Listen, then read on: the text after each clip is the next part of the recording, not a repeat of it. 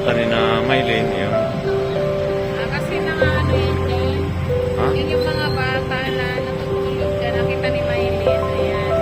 Nandito po kami ngayon sa may cafe. Mag-breakfast kami kasi na birthday din ni Maylin.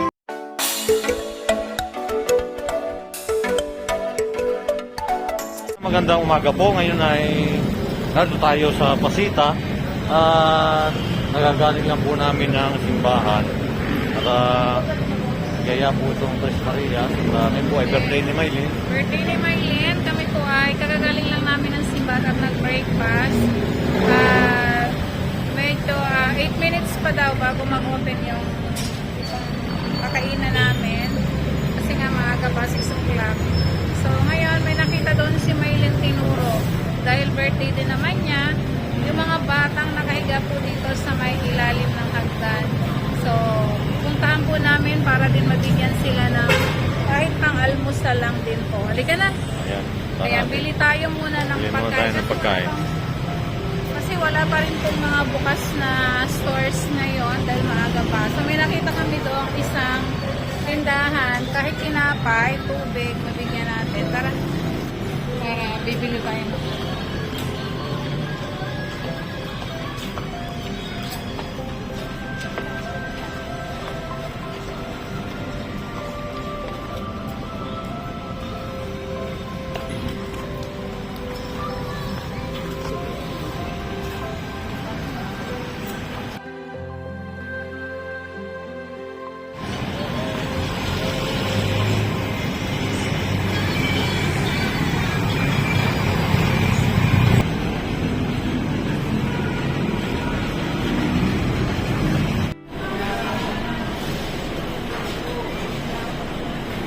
Happy sila kasi may chicken na naman sila.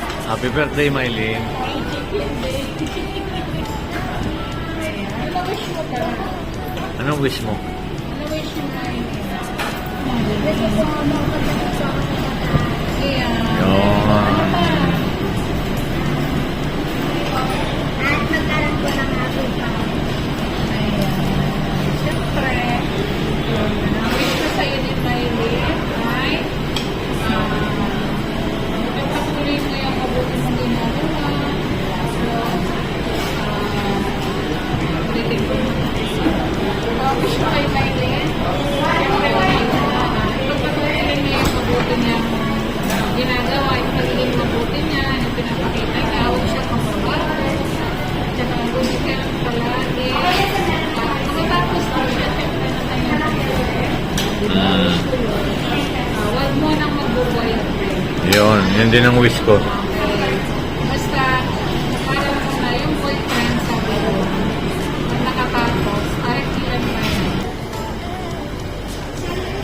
Akin na pa ako na po.